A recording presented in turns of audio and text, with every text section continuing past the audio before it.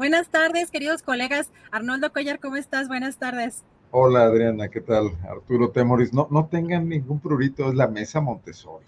Ya. Pero mira, aquí yo tengo ya, miren, para Ya se ve. los manazos. Oye, ¿por qué todos venimos de azul? Tú de azul verde. No, yo no, mira, es azul. ¿Quiénes vienen? Pero nada más Arturo y Arnoldo, ¿no? Yo también, mira. Bueno, sí, Sí, se con ve un como amarillo ahí verde. raro. Arturo, ¿cómo estás? Buenas tardes. Buenas tardes. El cielo es azul, ¿no? Decían los panistas así de, tú te debes acordar, Arnoldo Cuellar, pero más bien el tuyo es azul turquesa como el del panal. Es como del Inter de Milán o algo así. Ah, mira, le cambió lo que dijo el Baester, no. Oye, el cielo es azul hasta que el Popocatépetl lo quiere. Pero me acuerdo mucho que decían eso los curas, ¿no? En sus homilías Decían, previas. ¿de qué color es el manto de la Virgen? Blanco, ¿no? El cielo No, es azul. Ya vi que se están portando mal, Empezamos mal, Miren.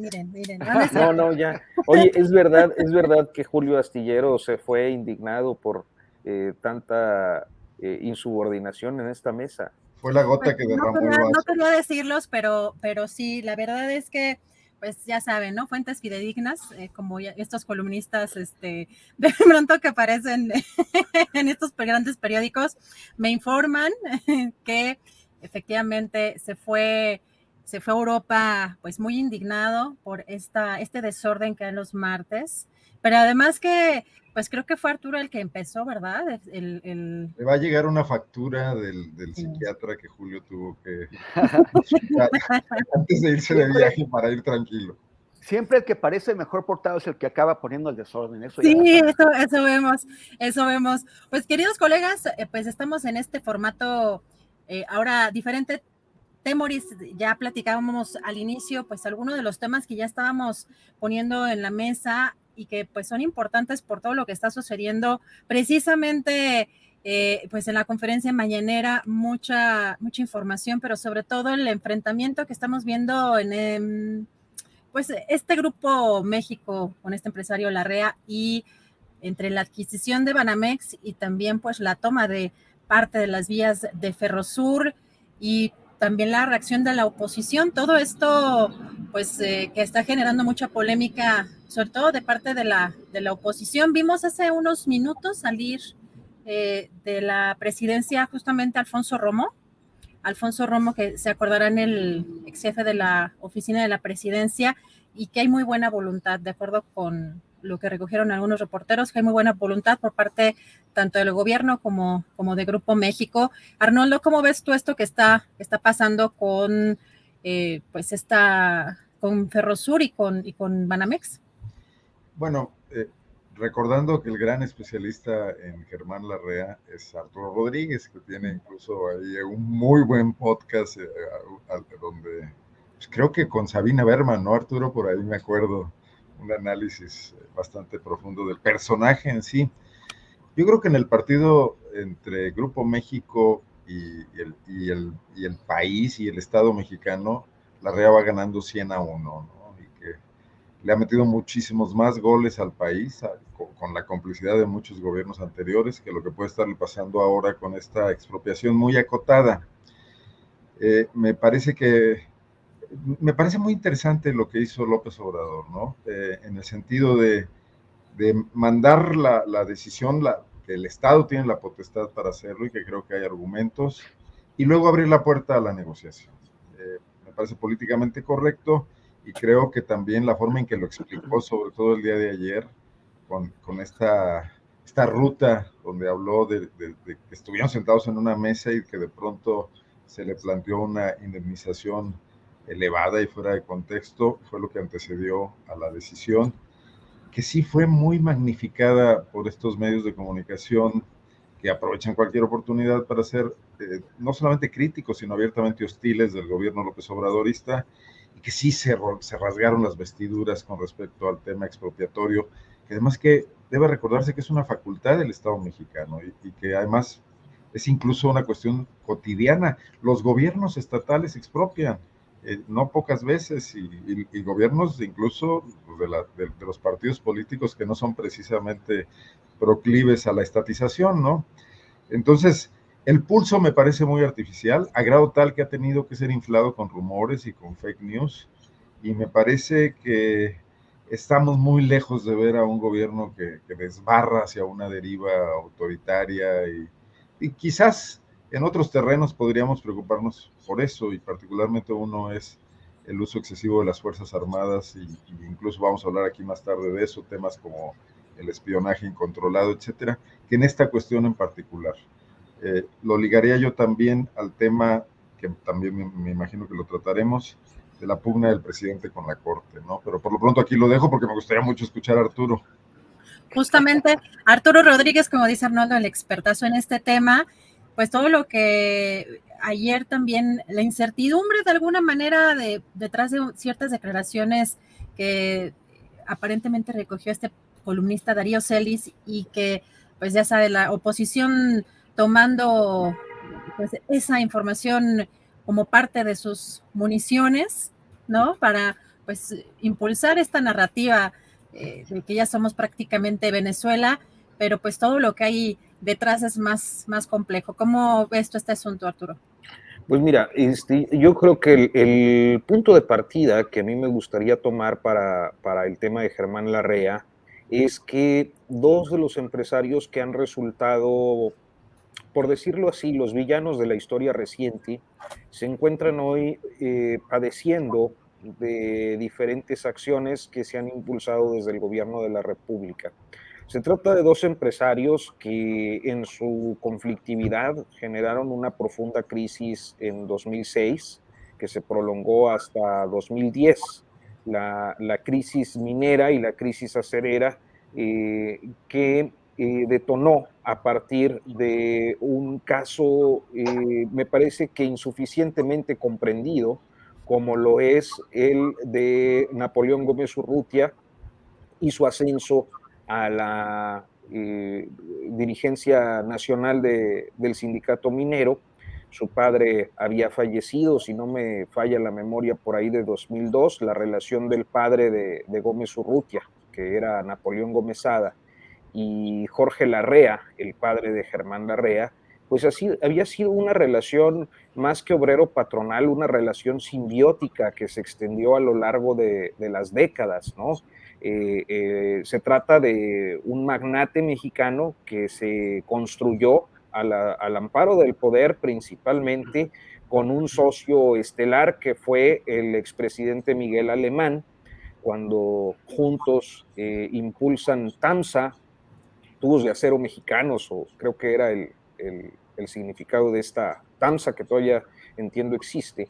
Y a partir de ahí va desarrollando pues todo un imperio que le toca administrar a su hijo y acrecentar a su hijo Germán Larrea, con una serie de dotaciones de concesiones mineras muy importantes, hasta convertirlo pues en uno de los principales productores de acero del mundo y el segundo hombre más rico de México, casi siempre liderando las listas de millonarios, solo por debajo de Carlos Slim.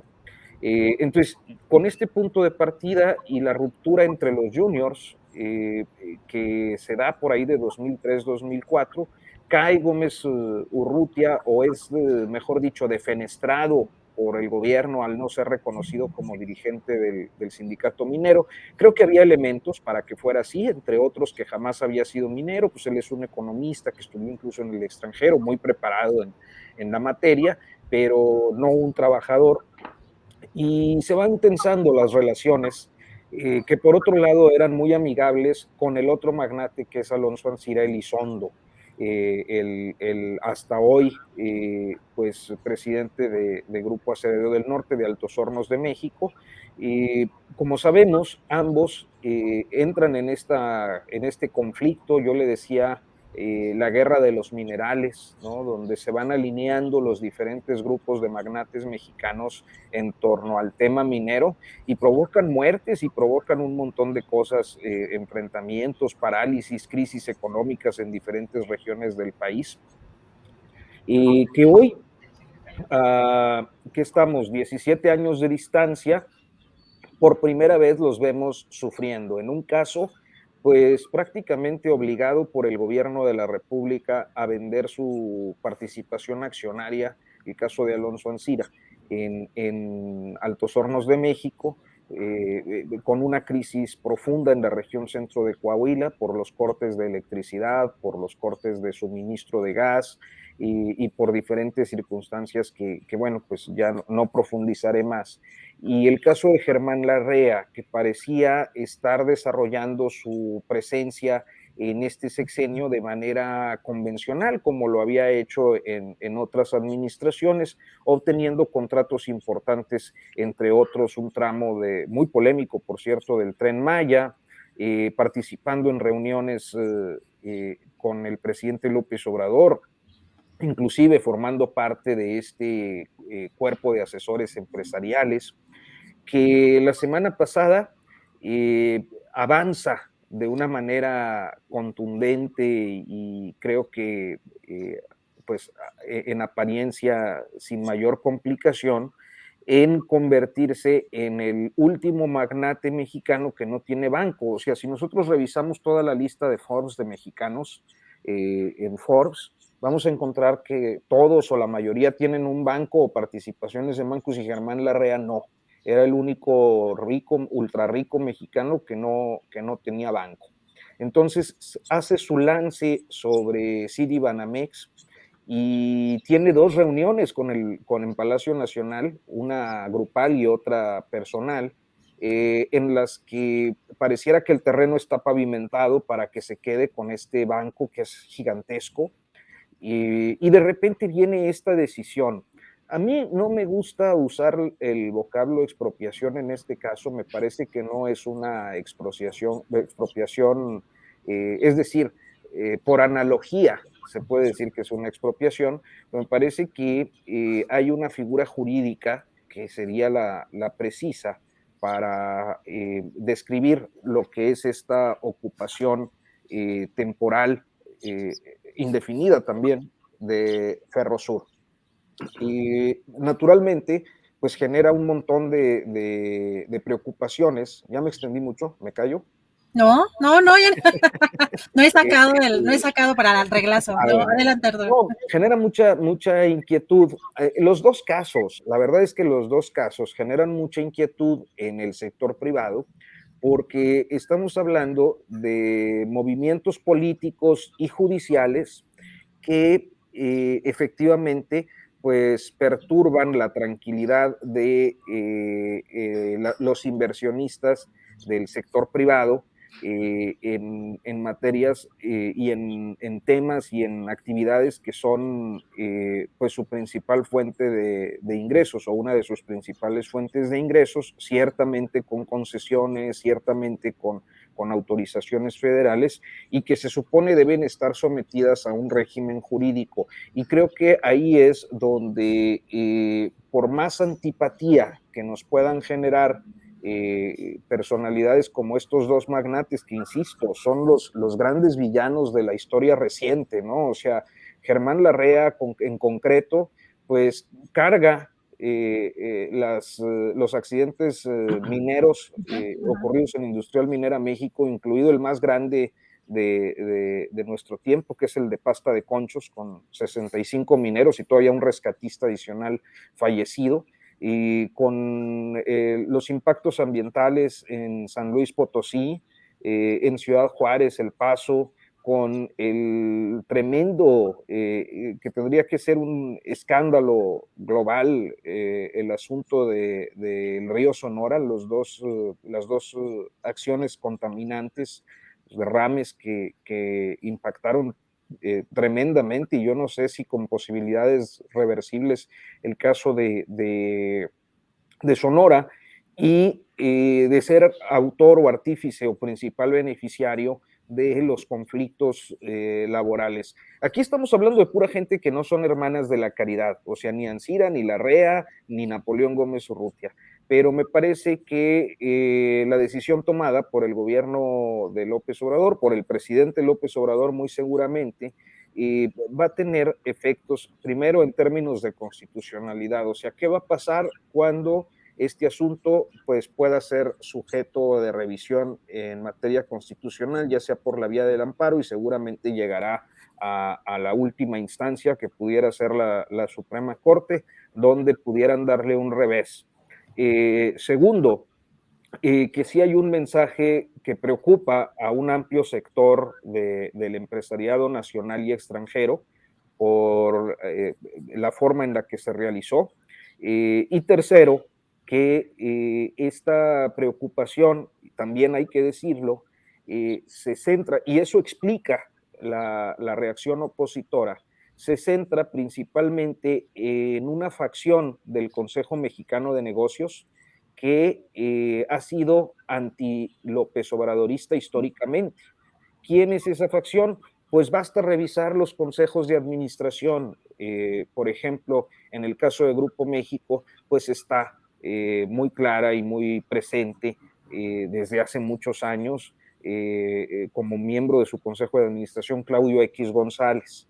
A su vez, Germán Larrea participa en algunos consejos de administración relacionados con Claudio X y con algunos otros magnates mexicanos que se han pues destacado desde 2006 por financiar la campaña del peligro para México, en 2012 por ser los principales impulsores de Peña Nieto, y en 2018 por haber hecho todo lo que estuvo en sus manos para tratar de que López Obrador no ganara. Entonces estamos hablando de un sector ciertamente preocupado, pero que también es un sector que ha jugado a la política y que hoy, ante decisiones políticas, pues tiene también que asumir los costos que en cualquier sexenio estarían ocurriendo, porque pensémoslo así, ¿qué hubiera pasado si alguno de estos magnates hubiera desafiado a un presidente como Salinas o a un presidente como Calderón en una decisión de este tipo? Que también las hacían y también se las aventaban.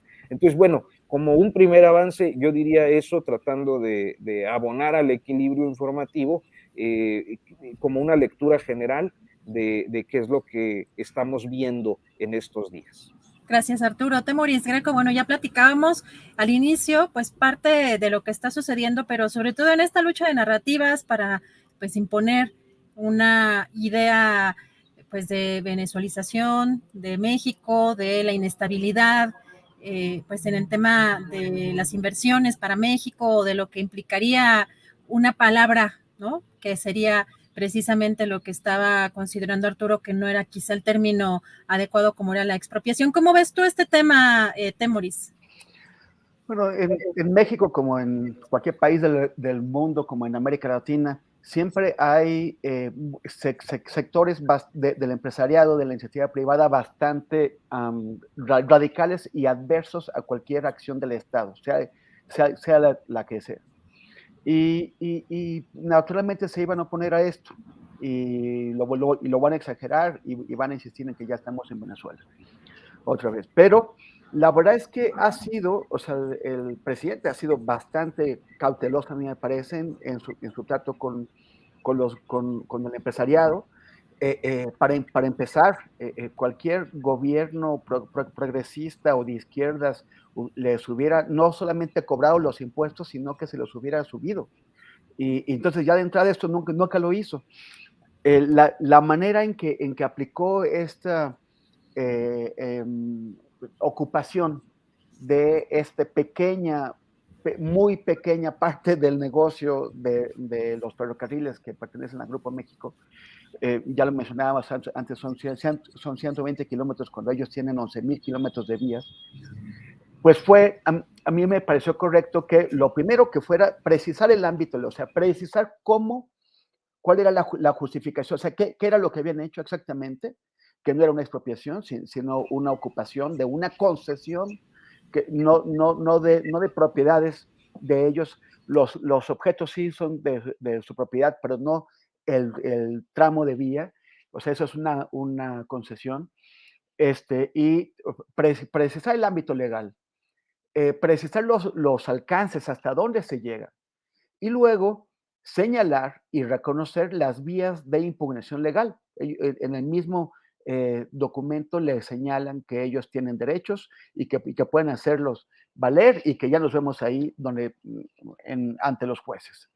Entonces, a mí me parece que eso debería darle una certidumbre a la iniciativa privada de en qué condiciones el Estado mexicano va a ejercer sus derechos legales a expropiar o a ocupar, y que no es una cosa generalizada, no es una cosa que permita que de manera seria se pueda declarar que ya estamos en Venezuela y que el Estado va a quitarles a todos sus casas y los va a llenar de niños para que vivan con ellos, para que compartan sus cuartos y sus salas, que es el temor de los rumores que se han expandido.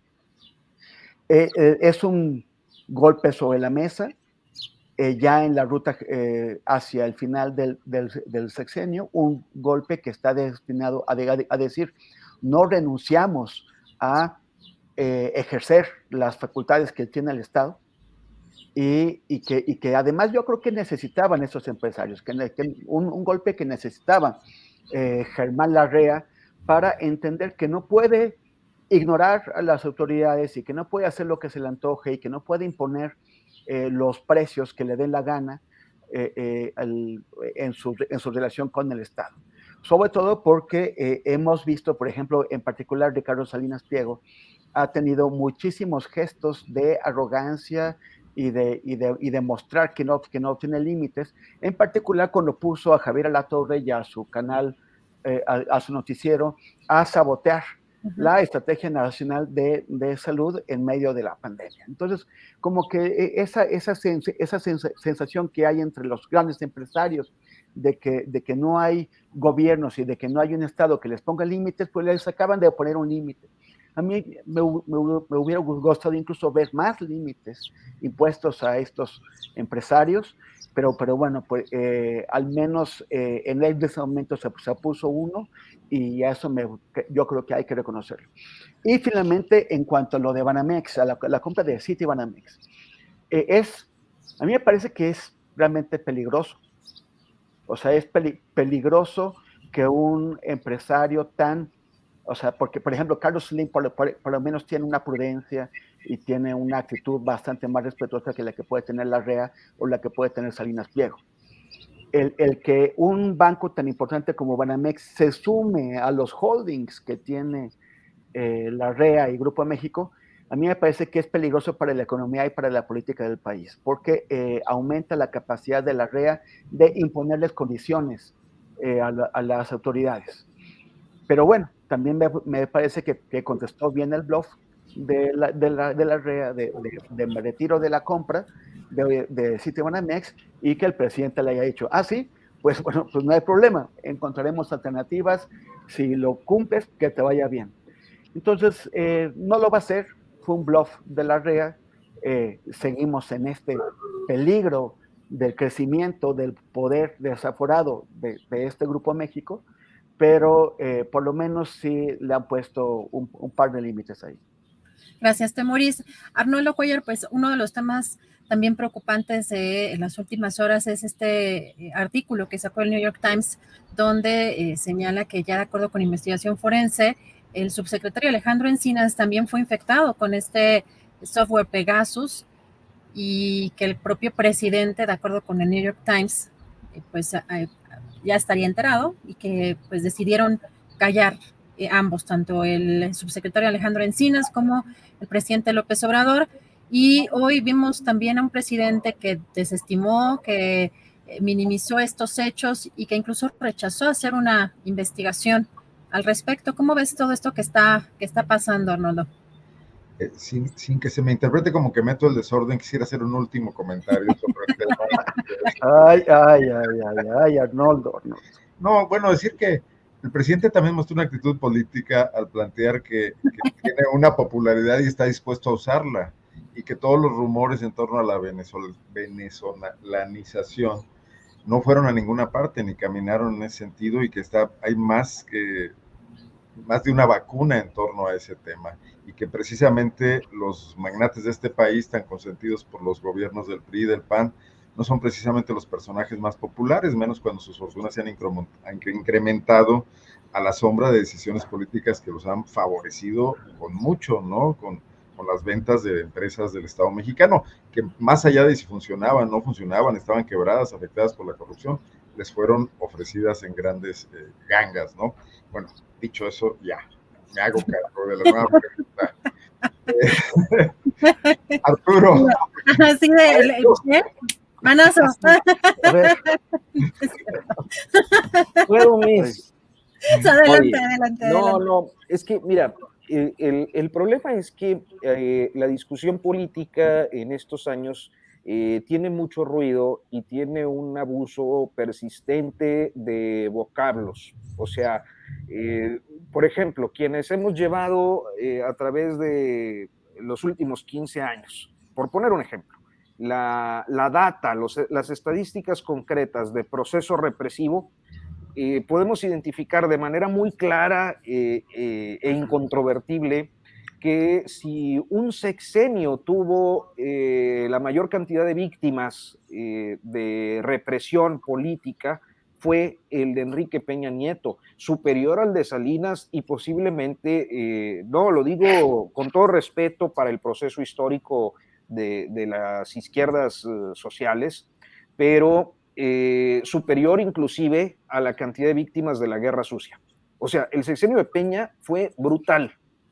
Y yo jamás vi que nadie hablara de dictadura, por ejemplo, ¿no? Entonces, hoy hay una posición de López Obrador que puede ser una posición dura, una posición altisonante, una posición además públicamente muy confrontativa, e inclusive que desde diferentes perspectivas pudiera considerarse autoritaria, pero no necesariamente equiparable a una dictadura, ¿no? Pero se usa el vocablo de manera excesiva. Y me parece que eso atiende a que la discusión se va ideologizando cada vez más desde hace años, como también pasó en Venezuela. O sea, yo nada más quiero poner un referente. Yo me acuerdo que muchos de los actores empresariales y sobre todo de las derechas internacionales estaban escandalizados cuando en Venezuela, todavía con Chávez, se hace una nacionalización de inversiones en la industria cementera. O sea, Venezuela es un productor importante o era un productor importante de cemento para el mundo, y el principal afectado era Cemex, este corporativo mexicano que tenía en aquel tiempo como cabeza a Lorenzo Zambrano, que también era uno de los grandes magnates mexicanos. Y Cemex, si bien emitió por ahí algunos comunicados, nunca fue para decir nos expropiaron.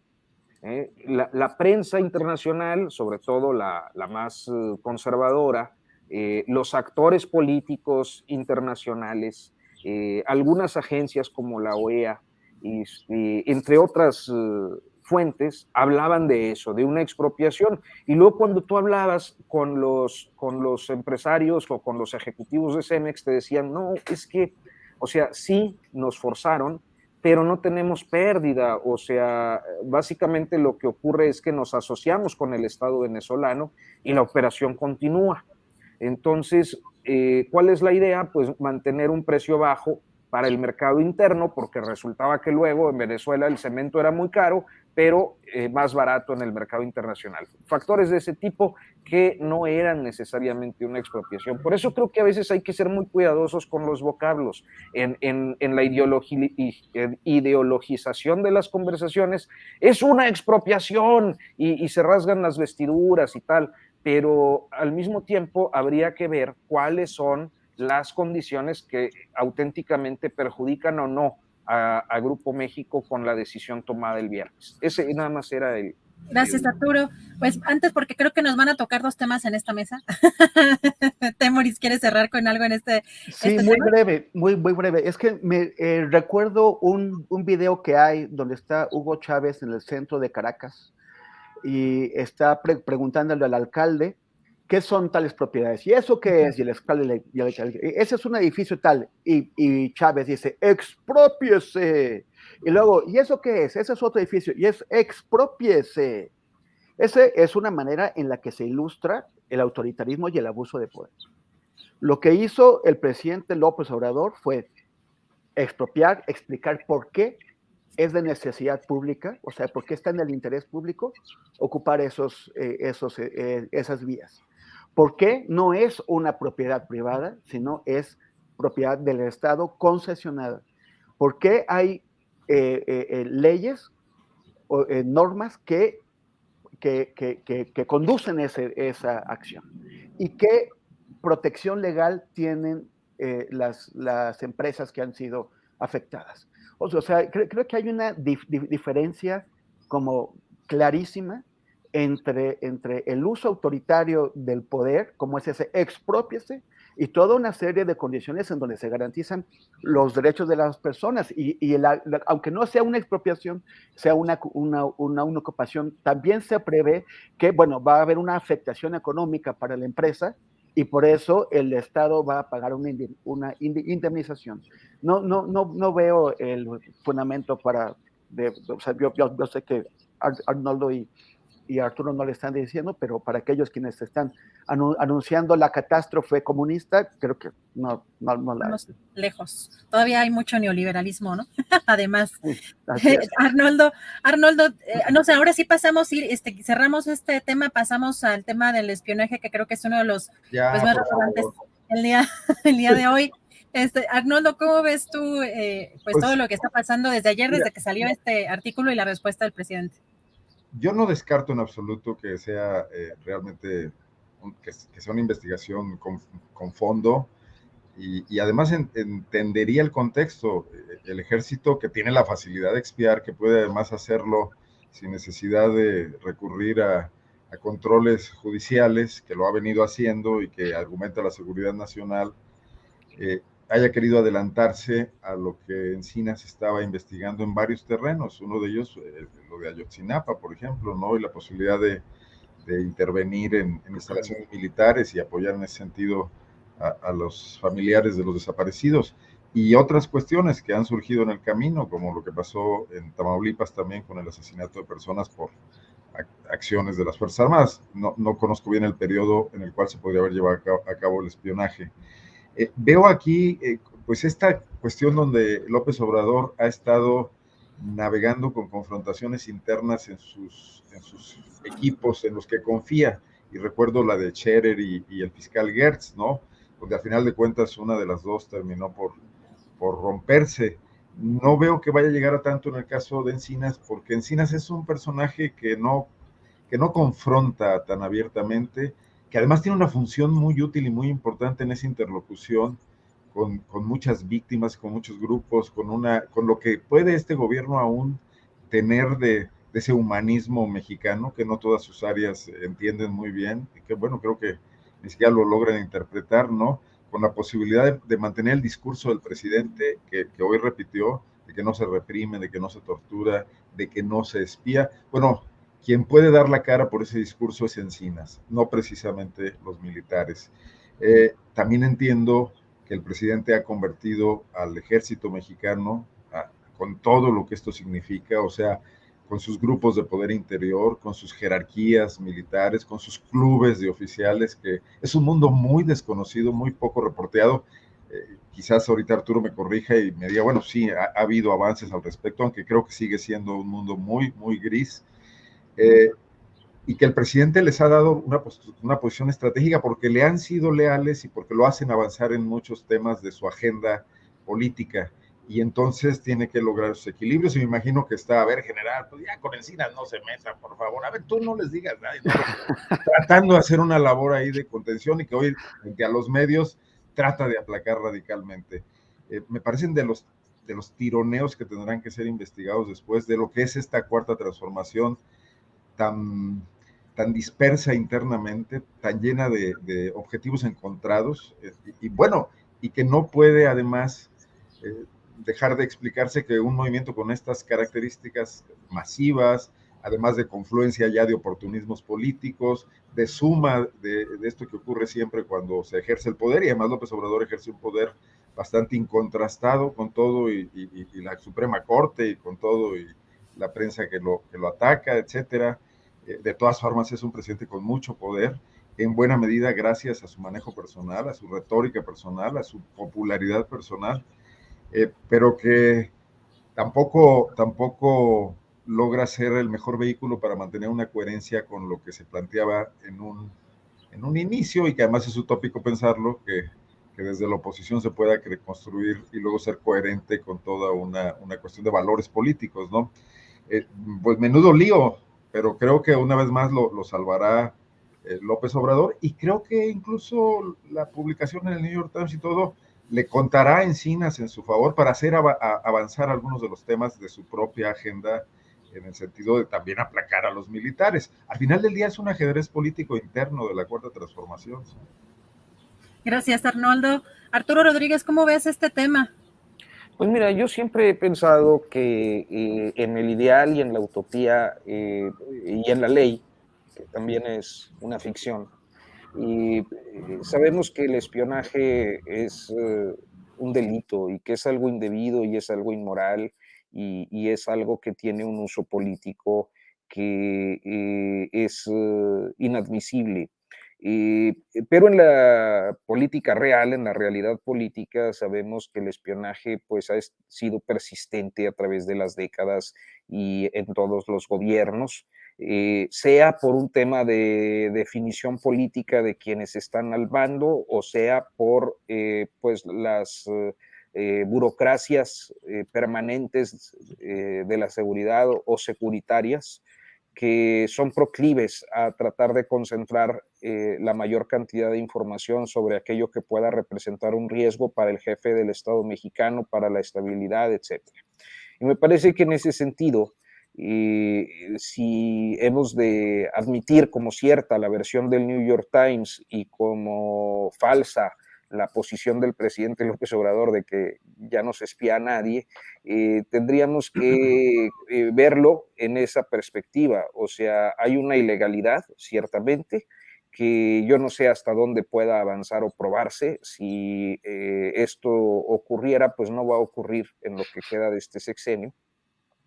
Y me parece que lo hacen sobre un hombre que está en permanente comunicación con los movimientos políticos y sociales a los que debe atender por su responsabilidad y sobre todo por el compromiso que la administración ha hecho, el presidente López Obrador ha hecho, por responder a la deuda enorme que en materia de derechos humanos, sobre todo en materia de, a mí, bueno, me parece prioritario aquello que tiene que ver con la represión política, pero en general para las violaciones de derechos humanos y la deuda enorme que tiene el Estado mexicano desde 2006, pues mantienen a Encinas en contacto con actores y con grupos que naturalmente son personas de interés para ciertas burocracias securitarias. Y yo creo que el principal problema de esto, si bien coincido con el punto de vista de Arnoldo sobre el ajedrez político dentro de la 4T, es que también puede volver en determinado momento, y esa es otra lectura, complicada la confianza de los grupos con los que trabaja Encinas debido a este espionaje.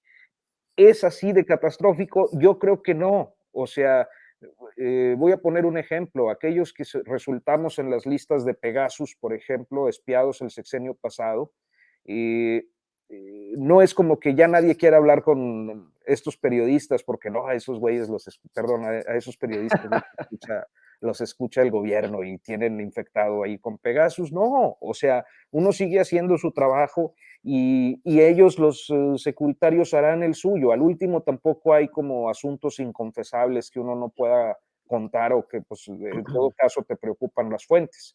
Me parece que ocurre lo mismo con Encinas, no creo que sea algo tan catastrófico, que sí se inscribe en una normalidad política que no debiera ser normal porque es ilegal, pero que pues ahí está, es una realidad y que en todo caso, si hemos de creerle al New York Times más que a López Obrador sobre que no hay espionaje, pues habría que verlo también con cierta reserva más allá de pues lo que en estos momentos significa políticamente. Gracias, Arturo. Temoris, ya platicábamos también al inicio, pero pues ampliando un poco más tu comentario sobre esto que está sucediendo y las declaraciones del presidente, ¿qué opinas, Temoris? Sí, bueno, pues yo ahora sí que para variar, no estoy de acuerdo con lo que dice mi querido Arturo, que como que es como minimizando la importancia del tema. Por ejemplo, en el caso concreto de Alejandro Encinas y su equipo, ellos están trabajando con personas que están arriesgando la vida al darles información, con víctimas o con testigos, con personas que saben algo sobre crímenes cometidos durante la Guerra Sucia o crímenes cometidos en relación con el caso de Ayotzinapa, crímenes cometidos con las desapariciones, las decenas de miles de desaparecidos que hay en ese país. Gente que está arriesgando su vida al aportar información, al aportar sus testimonios, y que en ocasiones es gente que está denunciando al ejército mexicano o a la marina. Si estos testimonios, o ya imaginemos que no tienen toda la información, que sí seguramente la tienen, pero si además están se sabe cuándo hablaron con ellos, en dónde estaban ubicados, en dónde los encontraron, todo eso, pues está poniendo en peligro la vida de mucha gente. Que el presidente de la República le haya dicho, como que es lo que dijo esta mañana, porque alguien en el chat va a decir, oye, ¿cómo sabes que el presidente de la República lo dijo? La dijo Encinas que no se preocupara. Pues porque el presidente de la República lo acaba de decir en la mañanera.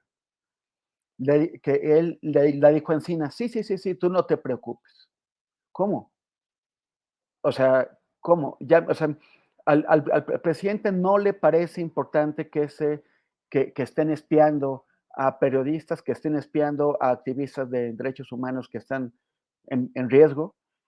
Tampoco le parece importante que se espíe a un alto funcionario y sin explicarnos por qué descarta que tenga que ver con el ejército mexicano, aunque el ejército mexicano tiene esas capacidades, pues es gravísimo.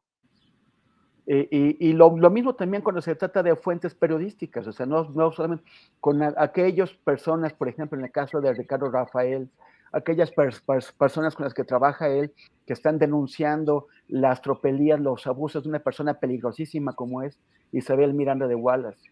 La gente que con el activista de derechos humanos Raimundo Ramos en Tamaulipas está revelando crímenes cometidos por el ejército mexicano, de nuevo por el ejército, y esto no es importante y no hay que preocuparse. O sea, a mí me parece que es gravísimo. Y el tema es que en otros países, los congresos o los parlamentos tienen comités especiales dedicados, o sea, que es muy difícil integrarlos, o sea, los legisladores que son integrantes de esos comités tienen que pasar por una serie de procedimientos de seguridad para garantizar la confidencialidad de lo que ahí se conoce. Pero esos comités lo que hacen es controlar a aquellos organismos del Estado que a los que se les permite el uso de esos aparatos de espionaje, de esos sistemas, que pueden ser militares o pueden ser civiles. Puede ser la CIA o puede ser alguna otra de los organismos integrantes del sistema de seguridad nacional u otros. Pero hay una supervisión parlamentaria de lo que hacen, precisamente para impedir que se abuse de ellos. ¿Quién lo hace en México? Si el Poder Ejecutivo una y otra vez ha estado mostrando su desinterés en aplicar un control cabal e investigar los abusos que se han hecho con esos sistemas que se están haciendo, que se está haciendo desde el Estado, pero también es muy probable, y es lo que está sugiriendo el propio presidente, que lo están haciendo otras entidades ya privadas, que pueden ser grupos criminales, pueden ser rivales políticos, pueden ser quién. Si no hay un interés del Estado por investigar eso, entonces tiene que haber un interés del Congreso. Y es lo que me parece que está faltando. No hay una conciencia. Y eso aquí lo hemos, en este foro lo hemos señalado un montón de veces. No solamente los activistas, los defensores de los derechos humanos o las personas que tienen actividades políticas o los periodistas, estamos en riesgo de ser espiados. Si no hay un control sobre estos sistemas peligrosísimos de espionaje, cualquier persona que tenga, puede ser chantajeada por sus actividades privadas o pueden investigar cuáles son sus propiedades, sus coches, si hay algún problema que tenga ahí, si lo pueden despojar de alguna forma. Eso es un problema gravísimo al cual no se le está dando atención y cada vez va a ser más grave en la medida en que estos sistemas de espionaje se están perfeccionando. Antes era necesario que a ti te enviaran un link y que cometieras el error de apretar en ese link para que el sistema se instalara en tu teléfono. Ya no. Ya con que logren que ingrese, porque tú contestaste una llamada o recibiste un mensaje, con eso el sistema se puede autoinstalar y no se le está dando la importancia necesaria. Lo que vimos hoy del presidente, cuando le parece que su funcionario que trata con víctimas no se debe preocupar por el asunto, es una muestra cabal del desinterés que hay en el Estado mexicano por enfrentar un grave problema que solamente está creciendo. Gracias, Temoris. No sé si alguien quiere desde la segunda vuelta. Arnoldo. Todos estos partidos son de repechaje, ¿no? A ver, yo coincido con Temoris en la postura ética, pero también con Arturo en el tema de que esto deriva y nos da elementos para un análisis político. O sea, ¿qué va a pasar con este ejército desbordado que Andrés Manuel López Obrador va a heredarle a la próxima administración? Tiene dos características. Está ocupando demasiados espacios de los que va a ser complicado incluso operativamente sacarlos. Quien quiera que sea el presidente, sea una de sus corcholatas o sea Lili Telles, para ir a volver a la civilidad, a entregar en manos de civiles capaces muchas de estas áreas.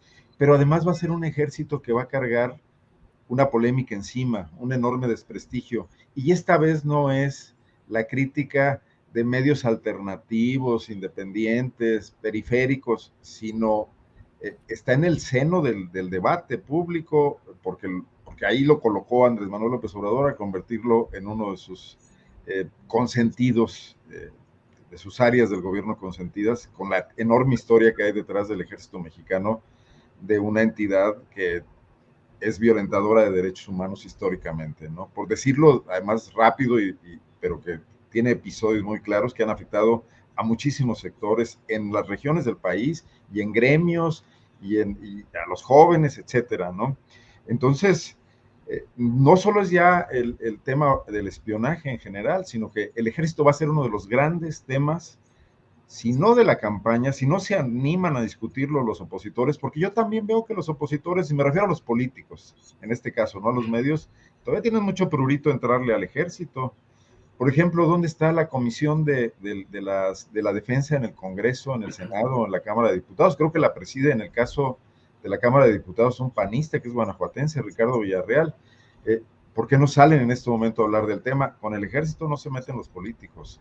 Sin embargo, gracias no a quienes están observando críticamente el tema, sino a López Obrador, que lo colocó en el foro necesario para convertirlo en una materia de análisis mucho mayor de lo que ha sido en el pasado.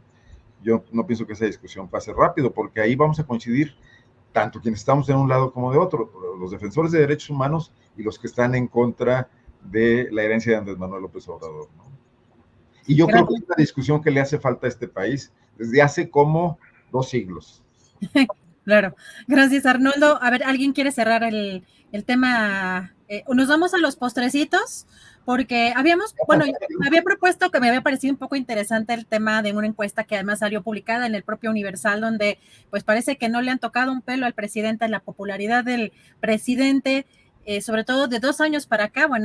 Se entiende que en la pandemia, ¿no? Pues sí impactó quizá un poco la popularidad del presidente, pero de 2 años para acá, pues no ha habido realmente mucho movimiento, pese a que la oposición está intensa en esta campaña ya también al 24, pero pues el postrecito se los dejo a consideración de ustedes de los temas que quieran abordar o guanajuatizamos. Arnoldo, ¿con qué te gustaría cerrar, Arnoldo? No, esta vez no, porque traigo un tema. Ubican perfectamente, me imagino, a Roberto Campa Cifrián, ¿verdad? De largo historial político, además pasó por del PRI a Nueva Alianza y coqueteó con la idea de ser candidato presidencial, pero siempre ha sido una especie de porro político. Desde chiquito. Hoy está al servicio de FEMSA y de Coca-Cola, es el vicepresidente de Asuntos Corporativos de FEMSA, así, Asuntos Corporativos. Yo no sé si revisa estados financieros, balances o qué, pero o ajusta cuentas más bien. Muy activo en redes sociales, se le ha visto cuestionando de manera hostil y porril a activistas como el doctor Simón Barquera del Instituto Nacional de Nutrición, cuestionándole por las posturas del doctor Barquera de ser crítico de la industria de alimentos procesados, de las bebidas azucaradas, siempre con argumentos científicos. Sale Campa a cuestionarle quién te paga, de dónde obtienes tus fondos, ahora estás viajando por cuenta de quién. Barquera es un científico de corte internacional que está en congresos a menudo, que está actuando en foros de todo tipo, y hoy le han puesto a darle marcaje personal. Me parece muy raro de parte de FEMSA, una empresa que se manejaba con una cierta elegancia. Digo, porque una cosa es patrocinar estudios científicos a las universidades de este país para que digan que el refresco no es la causa ni de la obesidad ni de la diabetes, sino la falta de ejercicio o la falta de bebederos en las escuelas, siempre tratando de lavar la cara al tema del refresco, a esta otra cuestión que hoy ejerce Campa, que es una actitud bastante porril, que creo que no abona mucho al señor Diablo Fernández, como se le conoce, y del que seguramente Arturo sabrá más que yo, porque él es experto en estos magnates empresariales, ¿no? Nada más dejar eso aquí. Y lo pueden ver en el Twitter de Campa, en el Twitter de Barquera, estas acciones horribles, ¿no? Pues gracias, Arnoldo. Y Arturo, ¿con qué te gustaría cerrar? Podemos asomarnos a qué está sucediendo en Coahuila o con el coahuilense, que tienen la cobertura, qué está sucediendo allá, o con qué te gustaría cerrar. Sí, Arturo? Mira, yo creo que sí, Coahuila. Esta vez no le voy a tomar la palabra a Arnoldo Cuellar porque quiero al menos cerrar portándome bien y acatando tu definición editorial. Es bueno, que te corrijas. Sea de forma excepcional, ¿eh? Que no se diga que soy es bueno que ya te portes bien. Además, algún día en la vida para que veas qué se siente. No, mira, creo que pues estamos ya a menos de 2 semanas, a prácticamente 8 días de que concluyan las campañas y menos de 2 semanas para que sea la jornada comicial en el estado de Coahuila y en el estado de México. Y creo que el tema más relevante para mí, más allá de los resultados o de lo que perfilan las encuestas, es la forma en la que se ha dado el deterioro de los partidos del movimiento que podemos identificar como la 4T en el estado de Coahuila, porque también pueden ser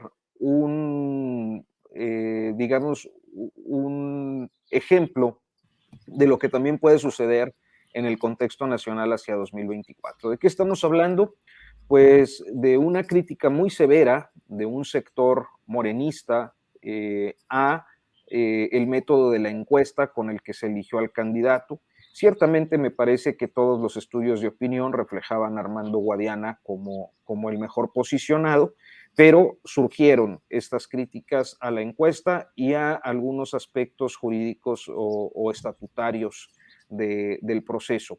Y segundo, que no hubo manera de conciliarlos. Todavía el día de hoy, Mario Delgado ha hecho un llamado. Me parece que en ningún estado de la República Mario Delgado había sido tan agraviado como lo ha sido allá en el estado de Coahuila. Y está haciendo un llamado a que los simpatizantes del PT y del Partido Verde voten por Morena como una reedición del llamado al voto útil.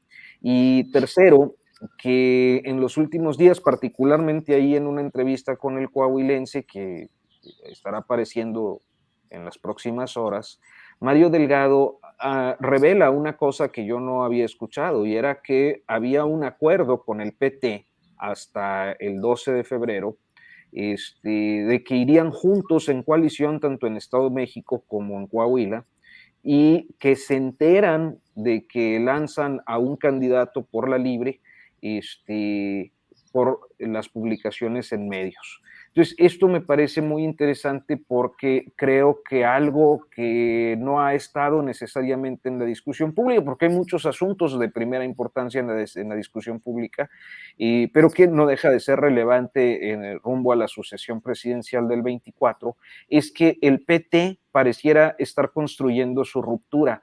No solo por el caso de Coahuila, me parece que también es coincidente con pues este reclamo legítimo quizás, dados las formas que tienen en la 4T de Gerardo Fernández Noroña, a la exclusión, tanto como para lanzarse duro contra el presidente López Obrador, diciendo que era peor que el INE y no sé qué más.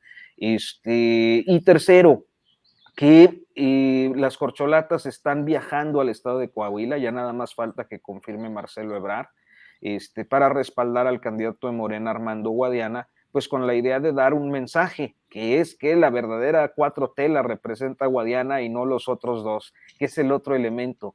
3 candidatos de oposición que reivindican a la 4T en su mensaje, y que también es algo que pudiera pasar en 2024. Entonces, no sé, me parece que es interesante tenerlo ahí en el radar, ver cómo se mueven las cosas en estos días. Dudo que ya una declinación les pueda servir para algo a estas alturas, pero bueno, todo se puede dar, y me parece que es interesante en esa perspectiva de lo que viene hacia 2024. Pero todavía se podría dar esa declinación, o sea, todavía hay fecha para esa, digamos, esa declinación.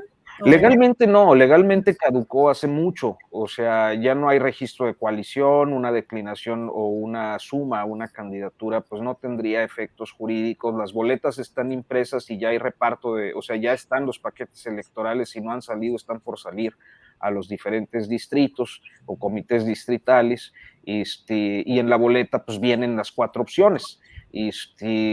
Sería más una declinación con carácter moral o de carácter moral que pretendidamente se tradujera en electoral, pero yo creo que ya por la cercanía pues es muy difícil que tenga un efecto, excepto en las estructuras partidarias, que esas pues bueno, funcionan conforme a cómo se les baja la línea, ¿no?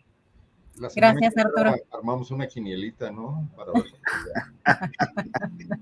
Gracias, Arturo Rodríguez. Temoris Greco, ¿cuál sería tu postrecito? Oye, pues nada más comentarles que bueno, que yo también tengo mi servicio de inteligencia privado, que es muy bueno y me está pasando información. Pero ético, ¿no? No, bueno, es que mira, depende de para quién sirve. Cuando es para mis intereses es ético, cuando es de los de otros, ya no. Pero bueno, pero me está pasando información sobre las actividades de nuestro agente en el extranjero. Ya está Julio, ¿va? Que nos dijo que iba a descansar, que iba a pasársela en la reflexión, en la lectura, así, y en realidad está troleando a la ultraderecha española. O sea, yo creo que hay que señalar esto porque no puede ser. Ellos tienen derecho a estar tranquilos, a destruir su país con calma, a atacar a todo el mundo y todo, pero que no los molesten. Me acaban de transmitir hace unos momentos, estos primicias, una fotografía que demuestra que Julio Hernández Astillero está troleando al partido Vox en Barcelona. Sí, ya vi la foto. A ver, esperen. Yo creo que, pero no creo que la podamos poner. Yo sí creo que no la podemos poner. Pero a ver, ¿quién la sacó? Esperemos respuesta de Lili Telles, ¿eh? Es que lo veo que la trae nuestro querido amigo Arturo Lechuga, pero no veo de dónde, si la puso Ángeles. Mira, te la acabo de poner ahí en el chat. A ver si la puedes subir. Es la evidencia de que está yo creo que esa sí se puede subir. Sí, yo creo que esa sí se puede subir. Vamos a arriesgarnos a ver si Andrés nos la puede poner, si es que tiene chance. Sí, porque si no, ¿cómo no compartir esto con la audiencia? Sí, pero yo creo que es muy grave porque está incordiando a estos demócratas de pura cepa, y pues no. Nos van a declarar mesa non grata o algo, programa non grato los demócratas. Pues seguimos siendo bien Montessori, pero bueno, pues es la evidencia. Los servicios de inteligencia se han puesto a la orden del día. A ver si para ya creo que ahí anda. Ahí va a salir. Ahí está la evidencia. A ver si se puede hacer más grande, Andrés. Si se puede ver ahí el logotipo y todo. Es una tienda del partido Vox con el candidato en Barcelona. Y pues nada, yo creo que si tenemos un problema diplomático, si nos denuncian. Mañana en la mañanera. Si mañana van y le dicen al presidente en la mañanera que por qué envía trolls a Barcelona. Sí. Ay, oye, qué bonita foto. No la había visto, pero qué bueno que la pudiste ver en tus fuentes fidedignas. Estas sí son fidedignas. Querido Temoris, pues ahora sí terminamos esta mesa en esta semana. Pero sí se ve que Julio está rejuvenecido, ¿eh? Le están cayendo bien las vacaciones. Sí, oye, pero ¿ya viste el otro troll? ¿Quién le está poniendo me gusta? Fernando Rivera Calderón, o sea. Sí, cumplió años, fue Rivera. Me parece que ayer, no es un abrazo. No, hace la semana pasada. Fue la semana pasada y ando todo. Ajá. Qué barbaridad. Ahora sí ya se ve muy bien la foto. Cumplió 30 años. 30. Sí. Pues listo, queridos, terminamos esta mesa. Les agradezco mucho la oportunidad de estar con ustedes. Nos vemos la próxima semana con más temas interesantes y pues un fuerte abrazo. Yo me quedo aquí con Temoris para despedir el changarro. Arnoldo Cuellar, un fuerte abrazo. Gracias Arturo, Arnoldo. Y felicidades Arturo, por ese relevo, Temoris. Gracias, Arturo Rodríguez. Espero que nos pongas ahí una calificación aprobatoria. Les voy a hacer unos sellos, van a ver. Oye, ¿se acuerdan? Abejita tenemos, si quieren. Se portó mal, no atiende en clase. No, los vi muy razonables esta vez. Sí, más o menos. Un ordenado desorden. Sí. No, un abrazo con mucho cariño.